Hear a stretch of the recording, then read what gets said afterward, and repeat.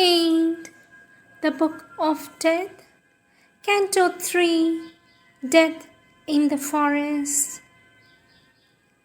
Now it was here, in this great golden dawn, by her still sleeping husband lain, she gazed into her past as one about to die looks back upon the sunlit fields of life, where he too ran and sported with the rest, lifting his head above the huge dark stream, into whose depths he must forever plunge.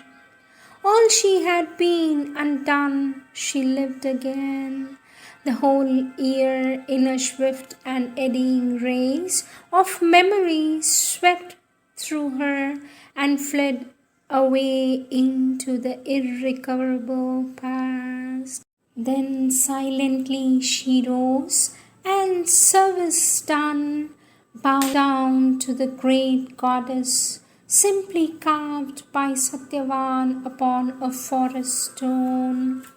What prayer she breathed her soul and Durga knew. Perhaps she felt in the dim forest huge the infinite mother watching over her child. Perhaps the shrouded voice spoke some still word. At last she came to the pale mother queen.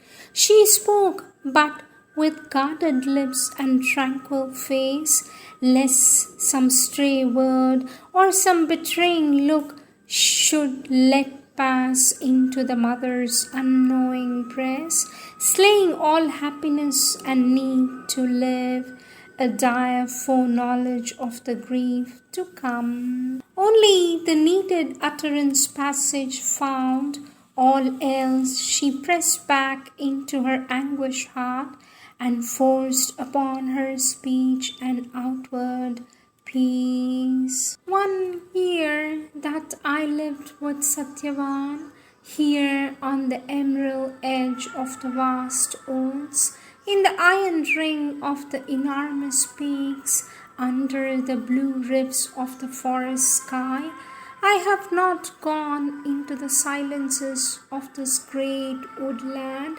that enringed my thoughts with mystery, nor in its green miracles wandered, but this small clearing was my world. Now has a strong desire seized all my heart to go with Satyavan, holding his hand into the life that he has loved and touched. Herbs he has trod, and know the forest flowers, and hear at ease the birds and the screwing life that starts and ceases, rich far rustle of boughs, and all the mystic whispering of the words. Release me now, and let my heart have rest. She answered, do as thy wise mind desires, O calm child sovereign with the eyes that rule. I hold thee for a strong goddess who has come pitying our barren days. So dost thou serve even as a slave might, yet art thou beyond all that thou dost, all our minds conceive, like the strong sun that serves earth from above.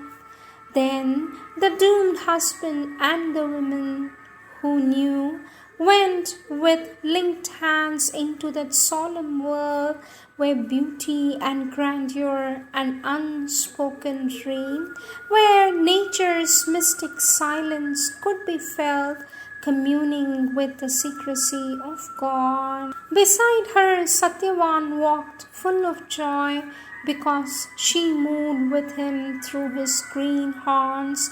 He showed her all the forest riches, flowers innumerable of every odor and hue, and soft thick clinging creepers, red and green, and strange rich plumaged birds, To every cry that haunted sweetly distant boughs replied with the shrill singer's name more sweetly called. He spoke of all the things he loved. They were his boyhood's comrades and his playfellows, coevals and companions of his life, here in this world whose every mood he knew. Their thoughts which to the common mind are blank, he shared, to every wild emotion felt and answered. Deeply she listened, but to hear the voice that soon would cease from tender words and treasure its sweet cadences belonged. For lonely memory when none by her walked, and the beloved voice could speak no more. But little dwelt her mind upon their sense of death, not life she thought, or life's lone end. Love in her bosom hurt with the jagged edges of anguish, moaned at every step with pain, crying, now, now perhaps his voice will cease forever.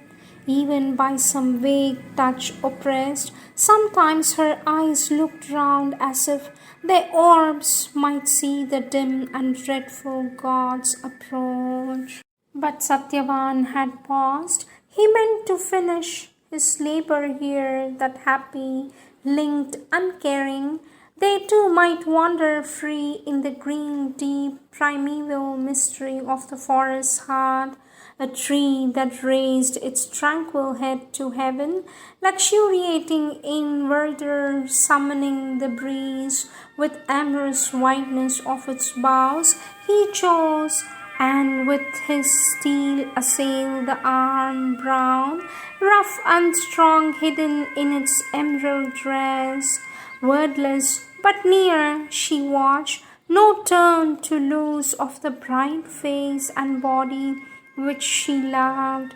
Her life was now in seconds, not in hours, and every moment she economized like a pale merchant leaned above his store, the miser of his poor remaining gold.